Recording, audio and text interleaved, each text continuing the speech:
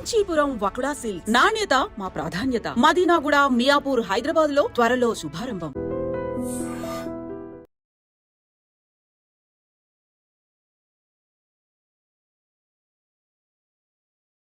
ఈ కులగణన విషయంలో బాగా చెడ్డ పేరు వచ్చింది రేవంత్ రెడ్డి బీసీలలో, అన్ని వర్గాలలో కూడా. బీసీలలో ఉన్న అన్ని వర్గాలలో రేవంత్ రెడ్డికి వ్యతిరేకత వచ్చింది.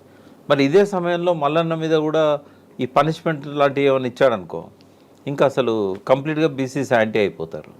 కాబట్టి ఆ పని చేయరు, ఓ శత్రువుని కొని తెచ్చుకున్నట్టే. మల్లన్న ఇదే కాంగ్రెస్ మీదకి ఎదురు తిరుగుతాడు. అయితే ఇద్దరికి ఉభయ కుశలోపరి అన్నట్టుగా మల్లన్న అందులోనే ఉంటే రేపు కాంగ్రెస్ బీసీకి ముఖ్యమంత్రి ఇస్తా అన్నప్పుడు ఆయనది పేరు పరిశీలనలోకి వస్తుంది. ఆయన చేసుకోగలుగుతాడు గ్రౌండ్. ఈ 4 ఏళ్లలో కాంగ్రెస్ పార్టీలో బీసీలో పోలరైజేషన్ చేసుకోగలుగుతాడు. ఒక పార్టీ పెట్టి నడపడము, దాన్ని నిలబెట్టుకోవడం అనేది మల్లన్నకు కూడా అది చాలా కష్టమైన పని అవుతుంది. తర్వాత అన్ని పార్టీలలో బీసీలు ఉన్నారు కాబట్టి అందరూ మల్లన్నకి వస్తారని చెప్పడానికి లేదు. తర్వాత అన్ని పార్టీలు బీసీకి అనుకూలమైన విధానాలే మాట్లాడుతున్నాయి కాబట్టి అప్పుడు కూడా ఆయనకు స్ట్రెంత్ వస్తుందని చెప్పడానికి లేదు. ఒకవేళ బీసీ పార్టీ ఆయన పెట్టినా అది అధికారంలోకి ఇమ్మీడియట్ రాదు, మళ్ళీ ఏదో ఒక పార్టీతో అలయన్స్ పెట్టుకోవాలి. అంటే పోలరైజేషన్ రావడానికి కొంత టైం పడుతుంది, భావజాల వ్యాప్తి జరగాలి. అంటే బీసీలల్లో మాకు ఏం అన్యాయం జరిగిందనే ఆ స్పృహ కూడా చాలామందిలో లేదు. రొటీన్గా జీవితాలు గడిచిపోతూ ఉన్నాయి. ఎవరికో కొంతమందికి ఈ 57 ఏళ్ళ సమైక్య రాష్ట్రంలో, 10 ఏళ్ళ తెలంగాణ రాష్ట్రంలో మన ముఖ్యమంత్రి రాలేదు, 67 ఏళ్ళు అయినా కూడా మనకి ఇవ్వలేదు అనే ఫీలింగ్ కొంతమంది విద్యావంతులలో ఉన్నది. కానీ రూరల్లో, గ్రామీణ ప్రాంతాల్లో ఎవరి కష్టాలు వాళ్ళే, పొద్దున్న లేస్తే వాళ్ళ బాధలు ఏందో వాళ్ళకు ఉంటాయి. మాకు సీఎం రాలేదు అనేది పెద్దగా వాళ్ళు పట్టించుకోరు, మాకు ఈ ప్రభుత్వం ఏమిస్తుంది అనేది పట్టించుకుంటారు. కాబట్టి ఇప్పుడు కేసీఆర్ లాంటి వాడు ఏం చేస్తాడు, బీసీకి సీఎం ఇచ్చే అవకాశం ఆ పార్టీలో ఉండదు, బీసీకి పార్టీ అధ్యక్షుడు ఇచ్చేది కూడా అందులో ఉండదు. మహా అంటే మొన్న నేను సజెస్ట్ చేశాను, వర్కింగ్ ప్రెసిడెంట్ ఒక బీసీకి ఒక ఎస్సీకి ఇస్తే కొంత బ్యాలెన్స్ అవుతుంది అనేది ఒకటి నేను సజెస్ట్ చేశాను మీడియా ద్వారా. అట్లాంటి ఏమన్నా ఆలోచన రాబోయే రోజుల్లో చేస్తే చేయొచ్చు వాళ్ళు. బట్ బీసీ సీఎం అనేది మనం ఎక్స్పెక్ట్ చేయలేం టీఆర్ఎస్ నుంచి. But at the same time ఈ రెండు పార్టీల కంటే కూడా బీసీలకు ఏం కావాలి, ఏమి ఇవ్వాలనే దాని మీద కేసీఆర్కి అవగాహన ఉంది. ఒకవేళ ప్రో బీసీ పాలసీస్ కనుక ఆయన అనౌన్స్ చేస్తే కొంత సాటిస్ఫాక్షన్ ఉంటుంది బీసీలలో. బట్ ఎప్పటికీ అది ఒక తీరని కోరికగా మిగిలిపోతుంది బీసీ ముఖ్యమంత్రి అనేది. గతంలో మేనిఫెస్టోలో పెట్టినవన్నీ కూడా అమల్లోకి వచ్చాయా, చేశారా? కాలేదు, ఎందుకంటే బడ్జెట్ కన్స్టెంట్స్ ఉండే. ప్రయారిటీ ఇరిగేషన్ సెక్టార్కు, పవర్ సెక్టార్కి ఇచ్చేసరికి బడ్జెట్లో 50% వాటికి పోయినాయి. ఈ స్కీమ్స్ కానీ, ఇరిగేషన్ ప్రాజెక్టులకు కానీ, పవర్ ప్రాజెక్ట్స్కి కానీ.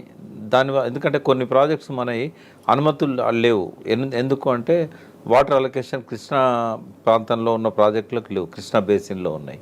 వాటికి అన్నిటికీ మన స్టేట్ రెవెన్యూసే పెట్టాలి, మనకి ఏ లోన్ దొరకదు. Central water commission hydrology clearance ఇవ్వకపోతే ఏ బ్యాంకు మనకు లోన్ ఇవ్వదు. కాళేశ్వరంకి ఎందుకు ఇచ్చారంటే దానికి క్లియరెన్స్ ఉంది కాబట్టి ఇచ్చారు. పాలమూరు రంగారెడ్డికి ఎందుకు లేదు అని అంటే దానికి క్లియరెన్స్ లేదు కాబట్టి ఇవ్వలేదు. కాబట్టి ప్రయారిటీ వాటికి ఇచ్చేసరికి ఏమైందంటే మిగతా అన్ని సెక్టర్లలో ఫండ్స్ మీద కోత పడ్డది. అందుకే బీసీ విషయంలో కూడా కార్పొరేషన్లకు సరిగా నిధులు ఇవ్వకపోవడం. 5,000 కోట్లు ప్రామిస్ చేశారు, ఎవ్రీ ఇయర్ 5,000 కోట్లు బీసీలకు పెడతాము అంటే 9 సంవత్సరాల 9 బడ్జెట్లు పెట్టారు కదా, 45,000 కోట్లు వచ్చి ఉండాలి.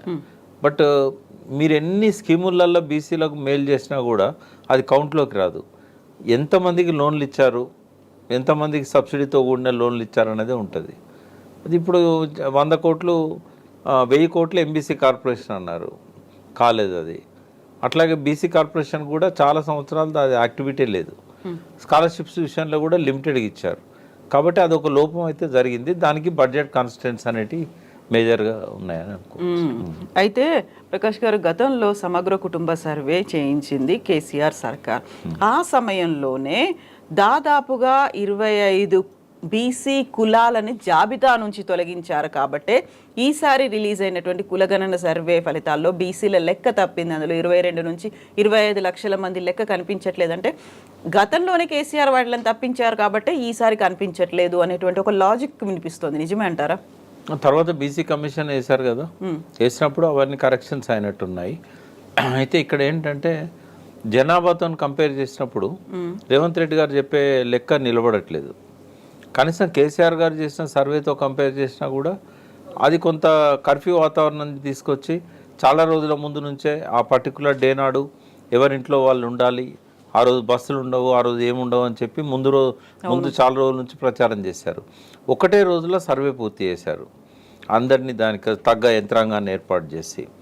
అట్లా ఆ రకంగా ఏమైందంటే చాలా వరకు కొంత నమోదు అనేది జరిగింది. కానీ ఎక్కడ పొరపాటు జరిగిందంటే ఆ సర్వేలో ప్రజలను ఎడ్యుకేట్ చేయలేదు. అధికారులను మాత్రం మీరు ఎట్లా చేయాలి సర్వే, ఎవరింటికి ఎట్లా పోవాలని చెప్పారు, వన్ డేలో ఎట్లా కంప్లీట్ చేయాలని చెప్పారు. దానికి కావాల్సిన అరేంజ్మెంట్స్ అని చేశారు. ప్రజల్లో కూడా ఒక రకమైన చైతన్యాన్ని కలిగించాల్సి ఉండే. ఎందుకంటే దాదాపు 30 లక్షల మంది బీసీలమని రాశారు. వీళ్ళు కూడా బీసీ అనగానే రాసుకున్నారు. బీసీలలో వాళ్ళు ఏం కులమో రాయలేదు. రాయకపోయేసరికి చాలా కులాలకు వాళ్ళ జనాభా కరెక్ట్గా రిప్రజెంట్ కాలేదు అనేది అప్పుడు వచ్చింది. అది అండ్ నేను నాతో డైరెక్ట్ కేసీఆర్ గారే మీరు 9% 300 కాపులు అని అన్నాడు. బట్ ఆయన సర్వే చూస్తే 9% లేదు, అందులో కూడా 3% 4% వచ్చింది. అంటే ఆ 30 లక్షల మందిలో చాలామంది ఉన్నారు. రెండవది, సర్వేకి పోయే వాళ్ళకు కులాల మీద అవగాహన లేదు. ఇప్పుడు నిజామాబాద్ డిస్ట్రిక్టు, కరీంనగర్ డిస్ట్రిక్టు, కొంత పార్ట్ ఆఫ్ సంగారెడ్డి డిస్ట్రిక్టు, తర్వాత మహబూబ్నగర్ డిస్ట్రిక్టు. రెడ్డీస్ అని పెట్టుకున్న వాళ్ళందరూ రెడ్డిలు గారు. 300 కాపులు ఇప్పుడు నేను చెప్పిన 4 జిల్లాలలో ఒక్కో జిల్లాలో 1,00,000 నుంచి 2 లక్షల కుటుంబాలు వాళ్ళు రెడ్డి అని పెట్టుకుంటారు. 300 కాపులు వాళ్ళందరినీ తీసుకొచ్చి రెడ్ల ఖాతాలో వేశారు.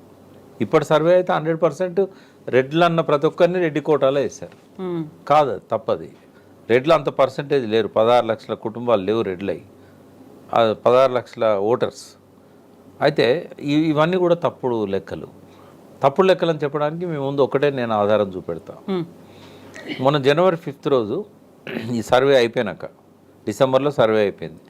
జనవరి 5 రోజు ఎలక్షన్ కమిషన్ తెలంగాణలో ఓటర్స్ 3,35,00,000 మంది ఉన్నారు అని చెప్పింది. ఓటర్స్ కాని వాళ్ళు ఎవరు ఉంటారు అంటే 0 to 18, 6 years నుంచి 18 years ఉన్న వాళ్ళ సంఖ్య స్కూళ్ళల్లో కాలేజీలలో దొరుకుతుంది మనకు. ఇంటర్మీడియట్ వరకు, డిగ్రీ వాళ్ళకు ఓటాకు వస్తుంది. వీళ్ళ సంఖ్య 68 లక్షలు ఉంది వీళ్ళ సంఖ్య. తర్వాత 0 to 5 years, 0 to 5 years ఉన్న వాళ్ళ సంఖ్య 18 లక్షలు ఉంది. కేసీఆర్ కిట్లతో కంపేర్ చేసినా కూడా 14 లక్షల కిట్లు ఇచ్చాడు ఆయన ఈ 10 ఏళ్లలో. అంటే ఇవన్నీ పరిగణలోకి తీసుకుంటే 68 + 18 86, 86 + 3,35,00,000, 4,25,00,000 మంది పైన అవుతారు. మరి రేవంత్ రెడ్డి చెప్పే లెక్క 3,55,00,000 వస్తున్నది. 3% అందులో నమోదు చేసుకోలేదు అన్నారు. వాళ్ళతో కలిపినా కూడా 3.65 వస్తుంది. మరి ఎక్కడ వీళ్ళు ఈ 40 ఇప్పుడు ఇంకా 3.66 అంటే 4.25, 80 లక్షల మంది, మొదలు 60 లక్షల మంది, 60 లక్షల మంది మిస్ అయ్యారు. తర్వాత రెండవది, మల్లన్న మాట్లాడేటప్పుడు చెప్పాడు ఆధార్ కార్డులే 4 కోట్లు ఉన్నాయన్న అన్నాడు. అంటే చిన్న పుట్టిన పిల్లని కూడా ఆధార్ కార్డు ఉంటుంది కదా. మరి 4 కోట్ల ఆధార్ కార్డులే ఉన్నాయి. ఆధార్ కార్డు రాని వాళ్ళు చాలామంది ఉంటారు. మరి ఆయన లెక్క ప్రకారం కూడా అట్లే వస్తున్నది. తర్వాత ఈ మధ్యకాలంలో ఎవరు ఏ రకమైన సర్వేలు ప్రకటించినా కూడా 13.6% యావరేజ్గా జనాభా గ్రోత్ రేట్ ఉంటుంది. మనం 2011 సెన్సెస్కి యాడ్ చేసినా కూడా 4 చిల్లర వస్తుంది. లాస్ట్ సెన్సెస్ 2011 ఆ 11తో కంపేర్ చేసినా కూడా 13.6 యాడ్ చేసినట్టయితే 4.2 పైన వస్తుంది, 4.3 దాకా వస్తుంది. తర్వాత రేషన్ కార్డ్స్ ఆల్రెడీ ఉన్నాయి, తర్వాత పెండింగ్లో ఉన్నాయి అప్లికేషన్లు. కంపేర్ చేసినా కూడా 4.3 crores అవుతున్నాయి. మరి ఏ లెక్క ప్రకారం చూసినా రేవంత్ రెడ్డిది కరెక్ట్ కాదు. తర్వాత సరి చేసుకోవడానికి ఏదైతే 2 weeks టైం ఇచ్చి ఇప్పుడు మళ్ళీ ఎన్రోల్మెంట్ ఎట్లా చేసుకుంటారు? ఇప్పుడు వాళ్ళు ఇంటికి పోయి అడిగితేనే చెప్పలేదు. నాకు ఉన్న పక్కా ఇన్ఫర్మేషన్ ఏంటంటే 60% దాకా రూరల్లో అయింది సర్వే, 60 to 70 మ్యాక్సిమం. పట్టణాల్లో మాత్రం 30 to 40, higher side rural towns ఉంటాయి కదా 50%. హైదరాబాద్లో అయితే నాట్ ఈవెన్ 30 to 40 కూడా కాలేదు. బట్ దాన్ని అంతా కూడా మ్యానిపులేట్ చేసి ఒక ఫిగర్స్ మనకు చూపెట్టారు. కాబట్టి ఆ సర్వేకి ఏ రకమైన సాంక్టిటీ లేదు.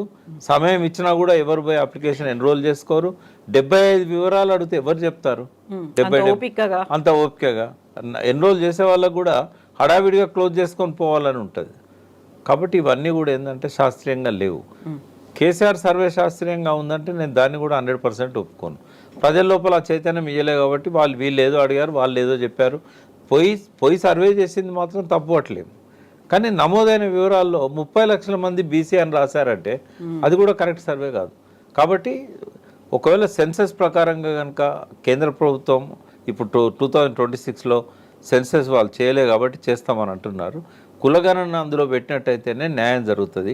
లేదంటే రాష్ట్ర ప్రభుత్వం ఆ సెన్సస్ ఎట్లా చేస్తారో ఆ పద్ధతిలో చట్టబద్ధంగా ప్రతి ఒక్క వ్యక్తి కవర్ అయ్యేటట్టుగా చేస్తే అవుతుంది.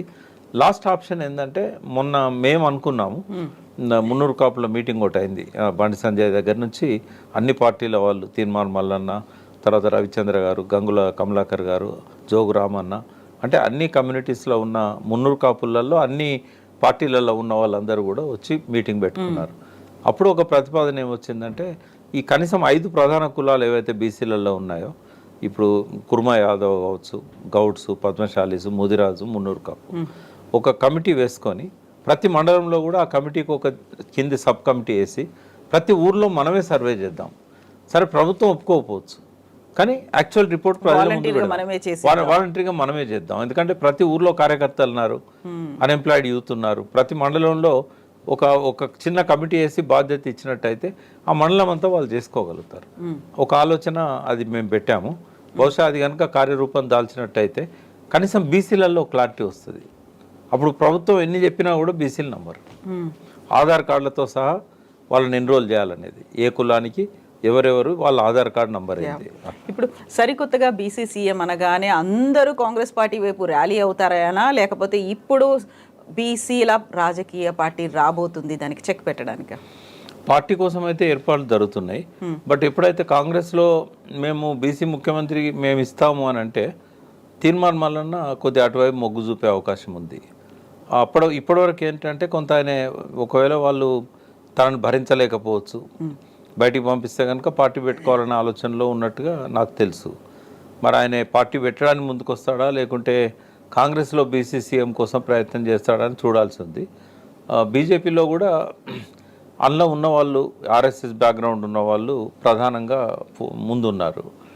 ఈటెల రాజేందర్ని ఒకవేళ అధ్యక్షుడిని చేసినా కూడా ఆ పార్టీ ఆయనకే సీఎం ఇస్తుందా, లేపు ఆయన గెలిపించిన తర్వాత బండి సంజయ్ సీఎం అవుతాడా అంటే కొంచెం బీజేపీ అధికారంలోకి రావడం అనేది కొంచెం డిస్టెంట్గానే ఉంది. ఎందుకంటే ఫస్ట్ ప్రియారిటీ టీఆర్ఎస్కే ఉంటుంది నెక్స్ట్ ఎలక్షన్లో, సెకండ్ ప్రియారిటీ కొంత కాంగ్రెస్కి ఉంటుంది, థర్డ్ ఆప్షనే బీజేపీకి మిగులుతుంది. కాబట్టి బీజేపీకి అధ్యక్షుడిని ఇచ్చే అవకాశం ఉంటుంది, కానీ సీఎంను చేద్దామన్నా చేయలేని పరిస్థితి వాళ్ళకు ఉంటుంది. ఒకవేళ ఎవరైనా బలమైన నాయకుడు బీసీలో నుంచి వచ్చి పార్టీ పెట్టినట్టయితే ఈ బీసీల ఓట్లు 4 రకాలుగా చీలిపోయే ప్రమాదం ఉంటుంది. అందువల్ల ఇమ్మీడియట్గా పార్టీ పెట్టగానే ఎమ్మెల్యేలను గెలిపించుకోవడమో, లేకుంటే అధికారంలోకి నేరుగా రాకపోయినా ఇంకొక పార్టీతో కలిసి అలయన్స్లో రావడము అనేది కొంచెం ప్రత్యామ్నాయం అనేది ఇప్పుడే కాదు ఇక. ఎందుకంటే ఇప్పుడు కాంగ్రెస్ మనం లాస్ట్ టైం మాట్లాడుకున్నప్పటికీ ఇప్పటికి చాలా తేడాలు ఉన్నాయి.